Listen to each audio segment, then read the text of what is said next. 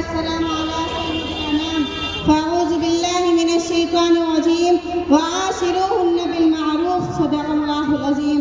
مشفقوں و مہربان اساتذہ اکرام، نبی کریم صلی اللہ علیہ وسلم نے مردوں کو تاکید فرمائی کہ عورتوں کے حقوق کا خیال رکھیں.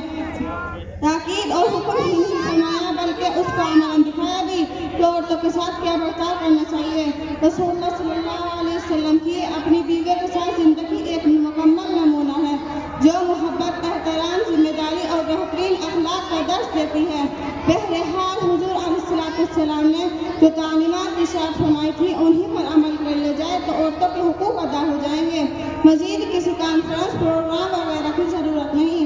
عورتوں کو گھر سے نکلنے کی قطعاً ضرورت نہیں. آج ترقی کے نام پر عورت کو گھر کی دہلیز سے باہر گھسیٹ کر پیٹ چڑھانے پر لا کھڑا کر دیا ہے. مرد و زن میں مساوات کے نام پر اس کی انسانیت کا مذاق اڑائے گئے ہیں. عزت دینے کے نام پر اس کی سراسر بے عزتی کی گئی. ترقی کے نام پر یقیناً وہ تنزلی کا شکار ہوئی. عورت کا اصل مقام یہ نہیں تھا کہ وہ گھر چھوڑ کر باہر نکل جائے اور گھر کا نظام خادموں کو سپرد کر دیا جائے اور بچوں کی صحیح تربیت کی ذمہ داری سے منہ موڑ لیا جائے. عورت کی ذمہ داری یہ نہیں تھی کہ وہ پیسہ کمانے کی مشین بن جائے، چونکہ اس فریضے کی ادائیگی کے فقدان کی وجہ سے صالحہ معاشرہ وجود میں نہ آ سکا. خاتون خانہ کا مقام اور نام جتنا بلند تھا اس کی طرف سے اس فرض کی کوتاہی کی وجہ سے معاشرے کو اس کو وبال دیکھنے کو ملا. آج ہم آج اخبارات و نظرائے ابلاغ میں جو جرائم کی بڑھتی ہوئی تعداد دیکھتے ہیں اس میں ایک بڑا سبب عورت کو اپنی ذمہ داری کو ادا نہ کرنا بھی ہے.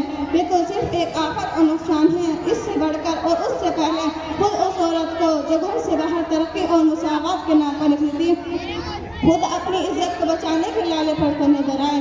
وہ عادات و شمار بہت پرانی بات اور بیتی کہانی بن چکی ہے.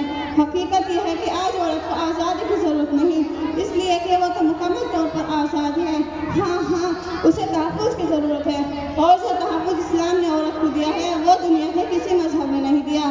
اسے کوئی یہ نہ سمجھے کہ ہم عورت کو صرف اور صرف گھر کی چار دیواروں میں قید کرنا چاہتے ہیں اور گھر سے باہر قدم نکالنا اسے گناہ عظیم سمجھتے ہیں. نہیں، ہرگز نہیں سامعین. اسلامی احکام و قوانین فطرت انسان کے موافق ہے. انہی کے ذریعے دنیا میں امن قائم ہو سکتا ہے. آئیے عہد کریں کہ خود بھی اسلام کے ایک ایک حکم پر عمل کریں گے اور دوسروں کو بھی اس کی دعوت دیں گے. اللہ تعالی ہم سب کو عمل کی توفیق عطا فرمائے. وما علینا الا البلاغ. السلام علیکم ورحمۃ اللہ. ماشاء اللہ.